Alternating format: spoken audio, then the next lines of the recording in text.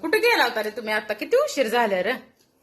अगं हा पहिला फिरून आले तिथपर्यंत होय. कृष्ण मंदिरापर्यंत. सामान घेतलं का नाही मग?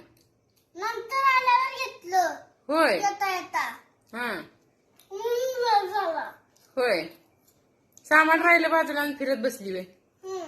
आणि आणि बोलल्या हा 4 रुपयाचं 5 रुपयाचं 10 रुपयाचं द्या. होय असं म्हणते. बोलत्या. काय ग वय ग? मला वैताग दिला. काय तिला? वैताग. होय. कोथंबीर केवढ्याची घेतली मग र? कोथिंबीर 10. 5 रुपयाची वाटते. होय 5 रुपयाची वाटते मला. होय आणि 2 गड्डे दिले. 3 गड्डे दिले तर 2 गड्डे दिले. होय. अगं कोथिंबीर मागे तिच्या बायला म्हटलं अगं 5 रुपयाची द्या आम्हाला. हा. आम्ही आता संध्याकाळी गाडीला बसणार आहे. अहो 5 रुपयाची येत नाही, मावशीबाई येत नाही. अहो द्या 5 रुपयाची. 5 रुपयाचा लसूण द्या. अहो नाही येत 5 रुपयाचा लसूण. हा. मग 10चा द्या. हा. मग 10चा अगं तिने 2च गड्ड दिले. होय मी म्हणलं आणि 1 द्या. अहो मी 10चा कुणाला देत नाही तुम्हाला म्हणून दिला या. होय घ्या.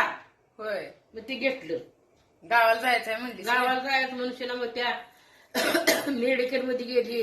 खोकलायचं जरा गोळ्या आणल्या आल्याच्या.